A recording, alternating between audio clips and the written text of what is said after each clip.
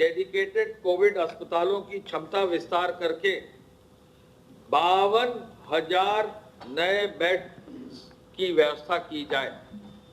इन 52,000 का ब्रेकअप यह है कि चिकित्सा स्वास्थ्य विभाग में L1 जो अस्पताल है उनमें 10,000, L2 अस्पताल में 5,000 और L3 अस्पताल में यानी वेंटिलेटर युक्त जो व्यवस्था है वो 2,000।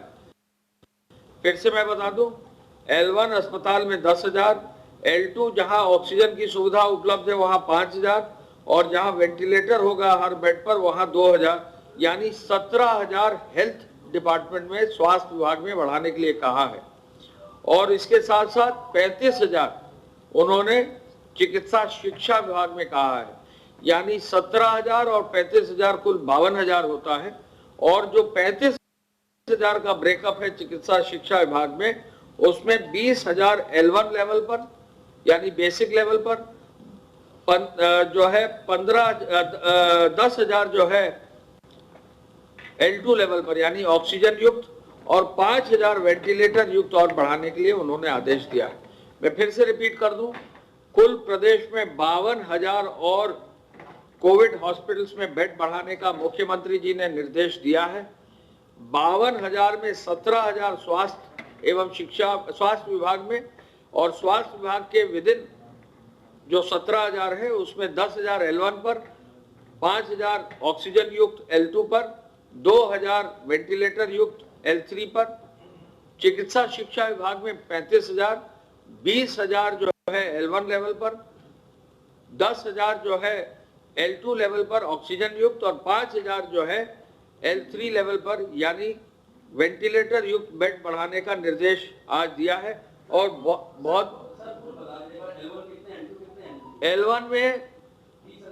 L1 में चिकित्सा विभाग में कुल मिला के 10,000, चिकित्सा शिक्षा विभाग में मिलाकर 20,000,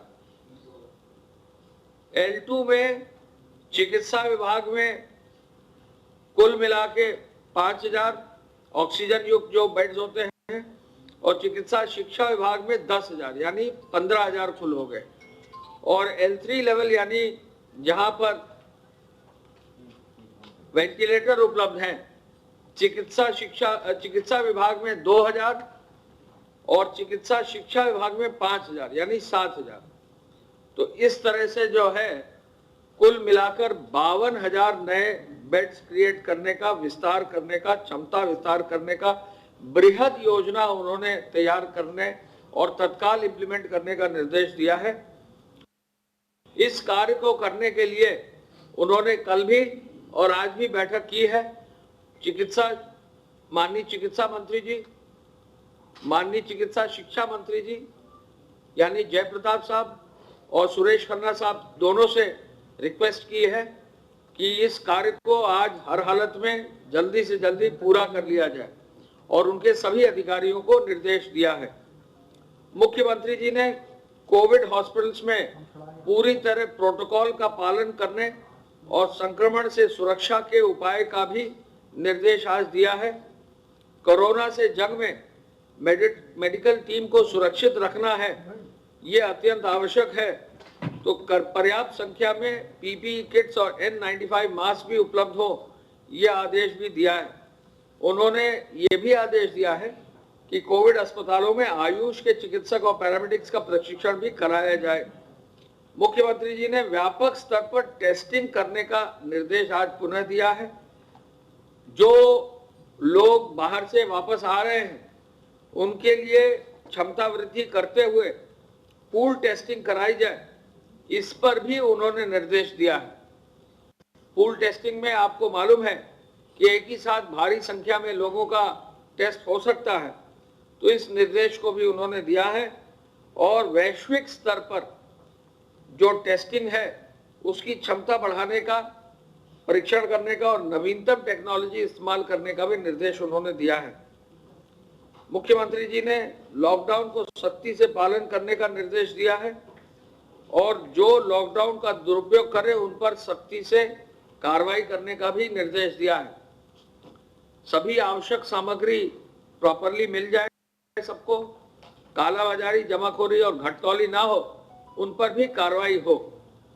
मुख्यमंत्री जी ने एक नया आज निर्देश दिया है कम्युनिटी सर्वेलेंस का, जिसमें कि युवा वॉलंटियर्स को, युवक मंगल दल को, नेहरू युवा केंद्र को, एनसीसी को, एनएसएस की सेवा लेने के लिए निर्देशित किया है। और जो क्वारंटाइन सेंटर है, आश्रय स्थल है, वहां पर लोगों के भोजन तैयार करने में महिला स्वयं सहायता समूह को भी जोड़ा जाए, ये भी आदेश उन्होंने दिया है।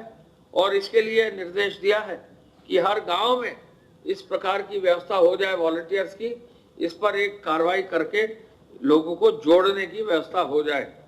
मुख्यमंत्री जी ने इलाज में लगे स्वास्थ्य कर्मियों पर हमला करने वालों के बीच मेडिकल टीम को सुरक्षित रखना है। प्रेस कॉन्फ्रेंस कर रहे अवनीश अवस्थी, अपर मुख्य सचिव गृह उत्तर प्रदेश। प्रदेश में L1, L2, L3 अस्पतालों का विस्तार होगा। वेंटिलेटर और बेड बढ़ाने के निर्देश। 52,000 बेड की व्यवस्था करने को कहा।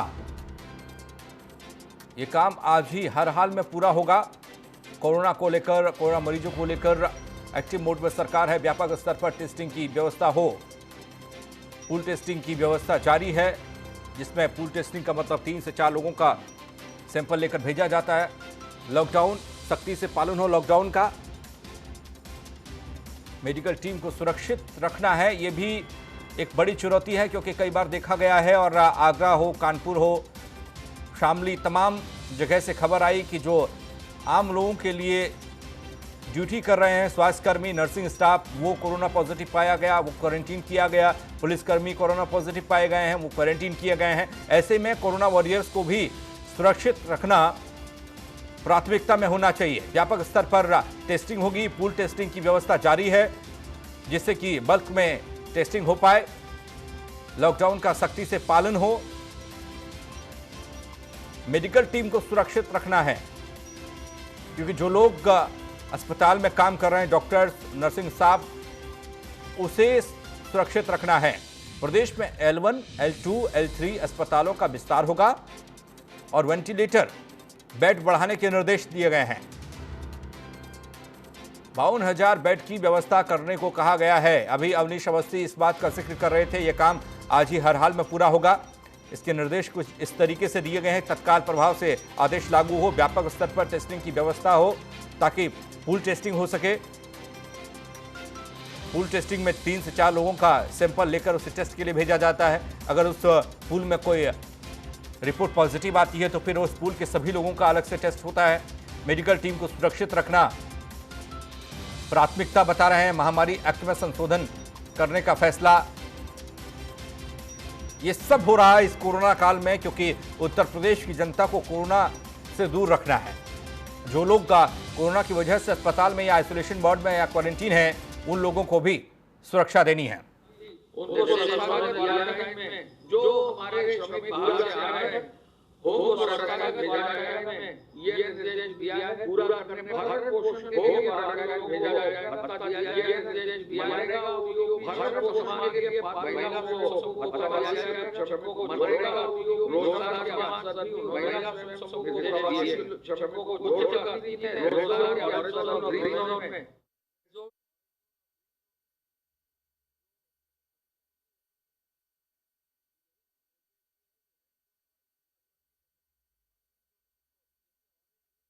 गतिविधि को आगे जा सके। औद्योगिक विकास विभाग बहुत ही जल्द इस पर एक कार्य योजना तैयार कर रही है। वर्तमान परिदृश्य को में रखते हुए सेक्टोरल नीतियों में संशोधन किया जाए, ये भी निर्देश उन्होंने दिए हैं। और ये भी कहा है कि निर्माण इकाइयों में सैनिटाइजेशन की अच्छी व्यवस्था हो, और वहां पर जो है सोशल डिस्टेंसिंग भी मेंटेन करें, और उनके लिए फूडिंग और लॉजिंग की व्यवस्था हो। ये निर्देश भी उन्होंने दिए हैं। तो मैं कहना चाहूंगा कि जो आज बैठक मंत्री जी ने दिए,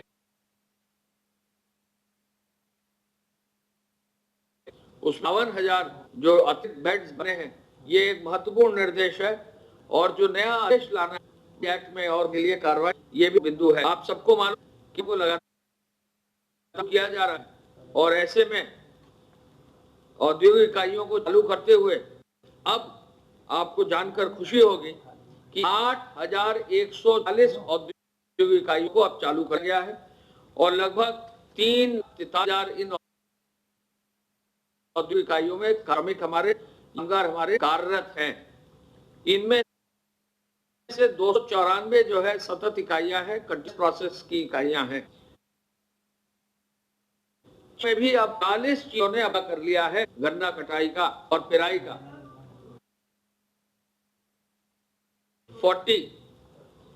40 चीनी मिलों ने काम 119 में पूरा कर लिया है और लगभग 60,000 मजदूर अभी भी जो है श्रमिक अभी भी चीनी मिलों में लगे हैं, चूंकि सफाई बाकी आगे कार्य भी है। 8,110 औद्योगिक इकाइयों में 3,43,000 लोग काम कर रहे हैं। जो कॉमन सर्विस सेंटर हैं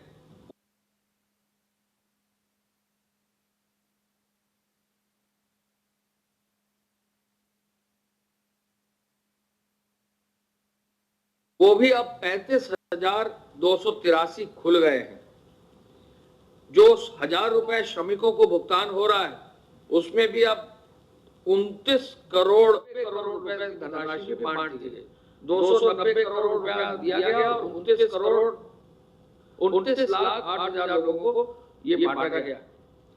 ईंट भट्ठों का भी काम तेजी से चल रहा है और ये निर्देश आज दिए गए कि ईंट भट्ठों के साथ साथ जो लोहे की दुकानें हैं, जो गिट्टी वगैरह का जो कार्य करते हैं, बिल्डिंग मटेरियल का कार्य करते हैं, जहां ग्रीन जोन है या जहां ऑरेंज जोन है, रूरल एरिया है, जहां अनुमति डीएम दे सकते हैं, ऐसी जगहों पर इस तरह के निर्माण कार्यों की दुकानों को खोलने की अनुमति दी जाए।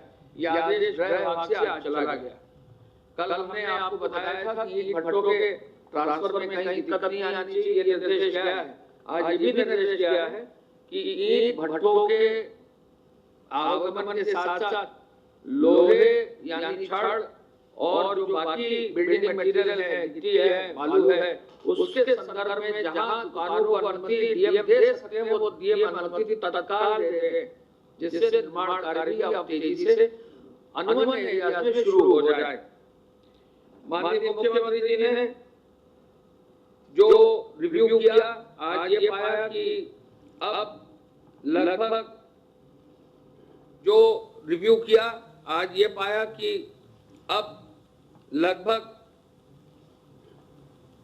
11 लाख लोग एक्सप्रेसवे पर काम कर रहे हैं। या दिनों दिन जो है यहाँ हमारी लेबर की संख्या भी बढ़ रही है और तेजी से हमारा काम एक्सप्रेसवे पर हो रहा है।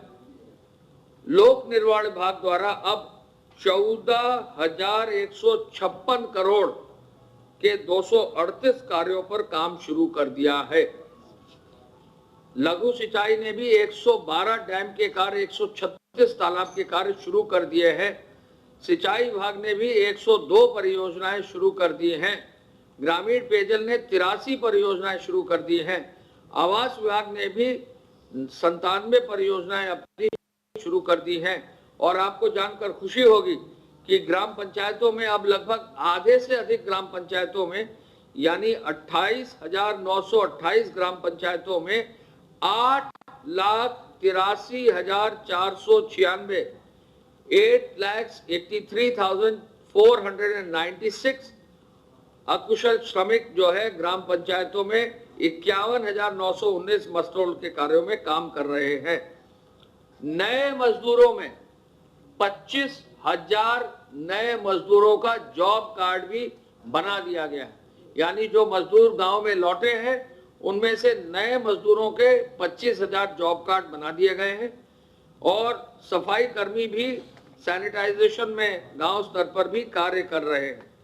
आपको मालूम है कि हरियाणा से लौटे हमारे श्रमिक भाई जो है सभी इंस्टीट्यूशनल क्वारंटाइन में रखे गए हैं।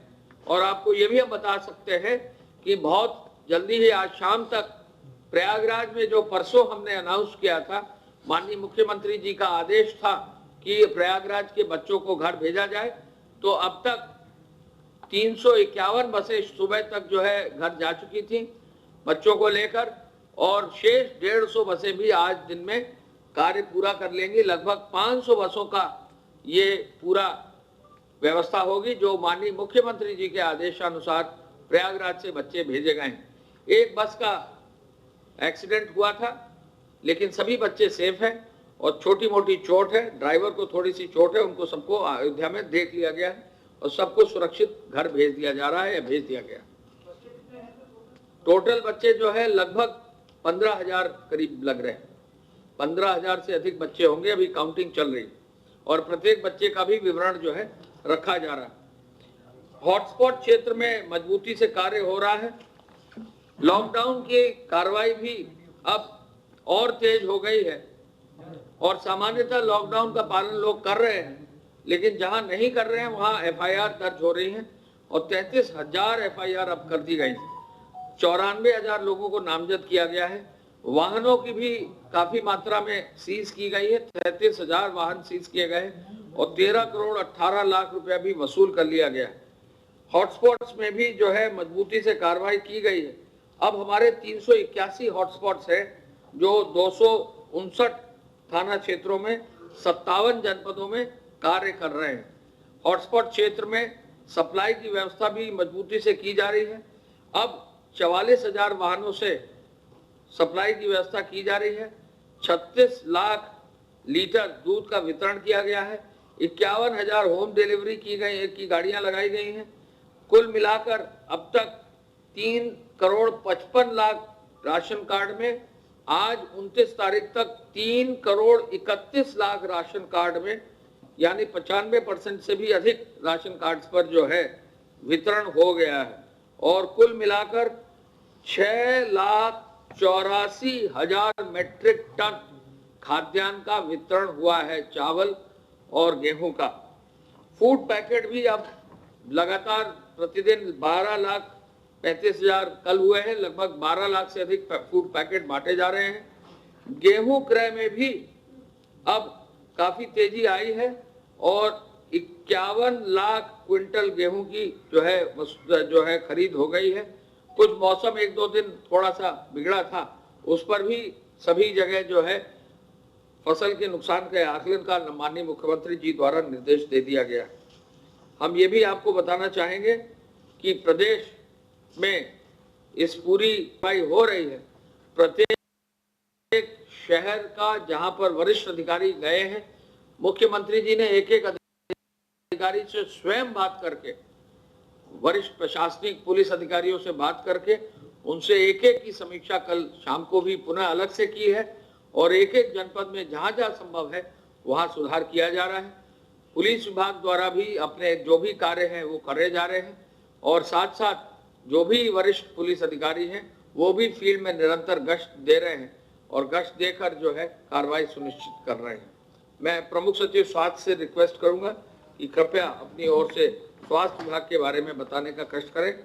जो 52,000 अतिरिक्त बेड स्थापित करने हैं स्वास्थ्य और स्वास्थ्य चिकित्सा में, वो मैंने कुछ ब्रीफ आप बताया, उसके बारे में भी विवरण आप कृपया उपलब्ध करा दें।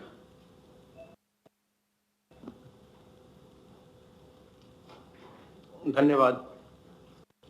आज इस समय तक जो हमारे पास जानकारी है, प्रदेश में कोरोना वायरस से संक्रमित लोगों की कुल संख्या 2115 इसमें से 2115 इनमें से 477 स्वस्थ होकर डिस्चार्ज हो चुके हैं। डिसइंफेक्ट होने के बाद इनका जब सेकंड टेस्टिंग हो गई, सेकंड निगेटिव आ गया, उसके बाद ये डिस्चार्ज हो चुके हैं 477। प्रदेश में कोरोना वायरस के संक्रमण से कुल 36 दुर्भाग्यपूर्ण मौतें हुई हैं। इस समय जो एक्टिव इन्फेक्शन के केसेस हैं वो कुल 1602 एक्टिव इन्फेक्शन के केसेस प्रदेश में हैं। 1602 कुल 60 जनपदों से संक्रमण के प्रकरण आए हैं, जिनमें से 60 में से 7 आउट ऑफ 60 इस समय उनमें कोई भी एक्टिव इन्फेक्शन नहीं है। कल भी जो टेस्टिंग हुई, जैसा आपको मैं विगत कुछ दिनों से बता रहा हूं, 4000 के आसपास रोज टेस्टिंग हो रही है। कल भी 4071 सैंपल्स टेस्ट किए गए। 3799 सैंपल लैबोरेटरीज को भेजे गए थे। तो 300 जो अधिक है वो 271 जो अधिक हैं वो जो पीछे का बैकलॉग है वो क्लियर हुआ। 3799 बैकलॉग अभी कुछ हजार में है, तो वो 2-4 दिन में वो भी क्लियर हो जाएगा, क्योंकि टेस्टिंग के लिए सैंपल्स बहुत एग्रेसिवली कलेक्ट किए जा रहे हैं डिस्ट्रिक्ट्स के द्वारा, तो इसलिए सैंपल्स थोड़े जमा हो गए हैं। हम लोगों ने जिलों को ये भी कहा है कि वो नंबर्स पर नहीं बल्कि स्मार्ट सैंपलिंग करें। जो आईसीएमआर के निर्देश हैं, बिल्कुल उस निर्देश के अनुसार जो सैंपल्स लिए जाने चाहिए उन सैंपल्स को लें, ताकि हमारी जो क्वालिटी ऑफ सैंपलिंग है वो बहुत अच्छी हो। और साथ ही साथ जो सैंपल लेते हैं उसके बारे में भी आज फिर से ट्रेनिंग दी गई है वीडियो कॉन्फ्रेंसिंग के माध्यम से। कई बार ऐसा होता है कि लैबोरेटरी में जाने के बाद लैब्स ये कहती हैं कि इनको इसका रिपीट सैंपल चाहिए, तो उसके लिए जो सैंपल लेने की टेक्निक है उसके बारे में भी आज जानकारी दी गई है फिर से। और इसमें इस समय अभी तक जो आपको मैं पूल टेस्टिंग के बारे में लगातार बताता हूं, 10 लैबोरेटरीज में पूल टेस्टिंग की गई। 332 पूल टेस्ट किए गए, जिसमें 1612 सैंपल्स की टेस्टिंग हुई। इनमें से 15 पूल पॉजिटिव आए, जिनको फिर अलग करके उनकी टेस्टिंग की गई। 332 पूल में 1612 सैंपल्स की टेस्टिंग हुई और 332 में से 15 पूल पॉजिटिव आए थे। आइसोलेशन वार्ड में मरीजों की संख्या आज 1769 है, 1769। क्वारंटाइन फैसिलिटी में जो मरीजों की संख्या है या जो संदिग्ध होते हैं उनकी संख्या, पॉजिटिव के कॉन्टैक्ट्स और बाकी लोग, वो 11,487 क्वारंटाइन में। आपको मैं ये बताना चाहता हूं कि जो हमारे आइसोलेशन बेड्स की संख्या थी और जो क्वारंटाइन बेड्स की संख्या है उसमें काफी ज्यादा वृद्धि हुई है। और कल हम लोगों ने 75 नई इकाइयों को L1 या L1 कोविड केयर सेंटर के रूप में नोटिफाई किया है। और अब आज जो है आइसोलेशन बेड्स की संख्या बढ़कर के 17,194 हो गई है। जो कल तक मैं आपको 10,000 करीब बताता था, वो 17,194 वो संख्या हो गई है। और जैसा आपको अभी अपर मुख्य सचिव गृह ने बताया कि इसको हम चरणबद्ध रूप से और हम लगातार इसको हम बढ़ाते जाएंगे। क्वारंटाइन बेड्स की संख्या 21,569 हो गई है और जो हमारे लेवल 1 के चिकित्सालय हैं वो अब 155, लेवल 2 के हमारे चिकित्सालय 78 और लेवल 3 के हमारे 6 चिकित्सालय। तो ये आज की स्थिति थी। और आपको एक चीज और बताना है कि जो जब से लॉकडाउन प्रारंभ हुआ था उस समय से चूंकि हेल्थ सर्विसेज में भी जो अन्य सेवाएं थी उन पर भी प्रभाव पड़ा था, तो इम्यूनाइजेशन का वर्क भी चूंकि सब हर तरफ लॉकडाउन था, रुक गया था, उसके लिए कल से शासनादेश जारी कर दिया गया है। वैक्सीनेशन की सेवाएं जो है बच्चों के लिए वो तत्काल प्रारंभ हो जाएंगी।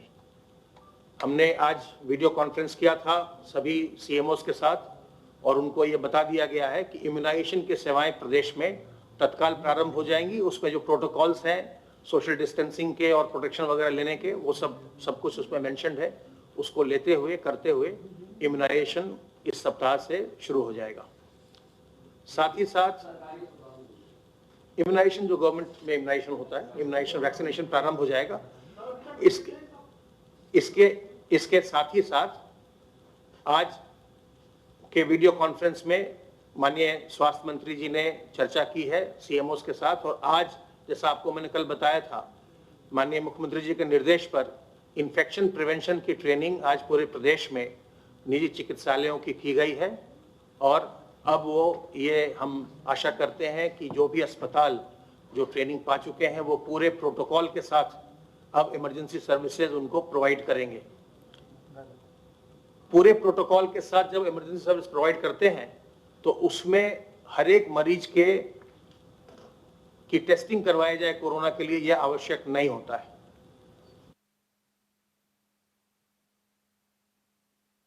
हम आपको यह भी बता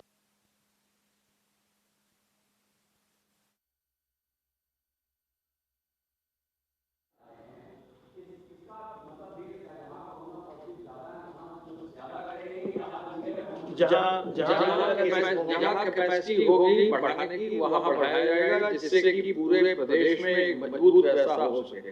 तो मुख्यमंत्री जी ने आपको एनालाइज करने के लिए दिया है, आपने एनालाइज करके जहाँ कैपेसिटी बढ़ाने की क्षमता। तो अभी तक आपको बता दें 2115 टोटल केसेस हैं उत्तर प्रदेश की अगर बात की जाए तो, जिसमें एक्टिव केस 1602 और राहत की खबर 477। स्वस्थ होकर लोग वापस अपने घरों को लौट भी चुके हैं। इसके अलावा आपको बता दें पूल टेस्टिंग पर जोर दिया जा रहा है, लगातार इंफ्रास्ट्रक्चर को बढ़ाया जा रहा है। आइसोलेशन बेड जो कि कल तक 10,000 की जिनकी संख्या थी वो बढ़ाकर 17,194 यानी कि 70% का इजाफा इसमें किया गया है। इसके अलावा टोटल इस वक्त आइसोलेशन में 1089 लोग हैं, क्वारंटीन में 11,487 और पूल टेस्टिंग में 332 पूल टेस्ट किए गए, जिसमें से करीब 1,612 सैंपल टेस्ट किए गए। और इसके अलावा लगातार नजर बनाए रखा हुआ है पूरे प्रशासन, खासतौर पर खाद्यान्न वितरण को लेकर बताया गया कि 95% जो राशन कार्ड हैं उन पर राशन कार्ड वितरित कर दिया गया है। बहुत बड़ी यह संख्या 3,95,00,000 की उन राशन कार्ड धारकों को खाद्यान्न वितरित किया गया है। रबी का